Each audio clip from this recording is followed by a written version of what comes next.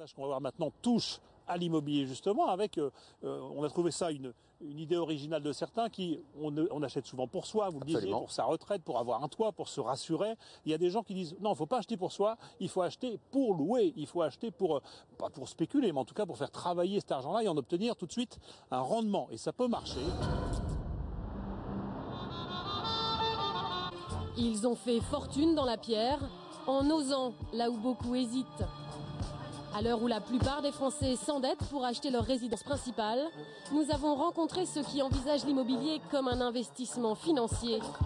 Décomplexés, ils considèrent la propriété comme un outil de spéculation, le meilleur moyen de faire de l'argent. Mais le champion toute catégorie, celui qui a fait fortune dans la pierre à partir de rien, c'est à Bangkok que nous l'avons trouvé.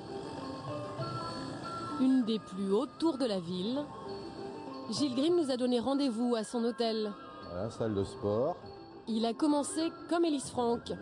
Aujourd'hui, il profite. Voilà, piscine. Tout ce que je ne trouve pas à Paris, je le trouve ici. D'une manière facile et avec le sourire.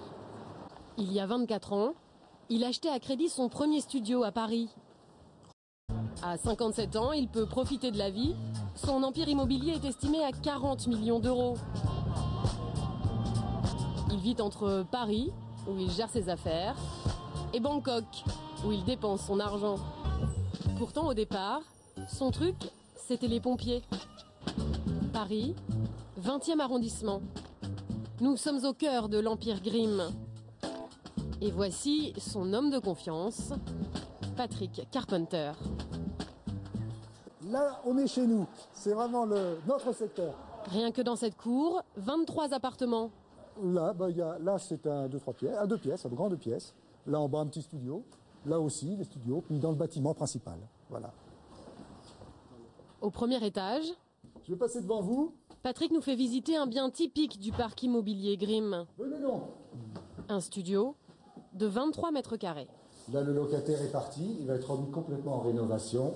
Peinture acrylique partout de couches. Les sols ont refait. D'ailleurs, on va refaire le double vitrage. On en cite souvent à l'occasion des départs des locataires. Ça se loue très facilement, ce genre de surface? Ça se loue bien, ce type de surface. Mais à la destination des étudiants, ils sont très très demandeurs. Ou jeunes actifs. Hein, voilà. Ça se loue combien?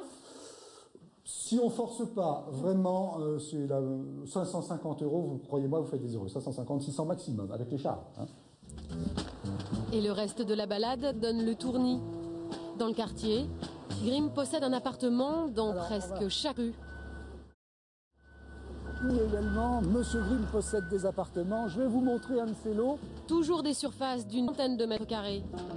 Là également, Monsieur Grimm possède un lot, studio. Là, Monsieur Grimm possède également un lot, même type de produit, mais un immeuble complètement différent. Chaque mois, les loyers rapportent presque 100 000 €. Une réussite qui laisse Patrick admiratif. Et ça fait 10 ans que ça dure. 10 ans que Gilles fait totalement confiance à Patrick. De quoi profiter sereinement de sa vie de rentier. Un parcours comme le vôtre aujourd'hui, c'est encore possible? Totalement. Je suis capable de recommencer immédiatement dès demain matin s'il le faut.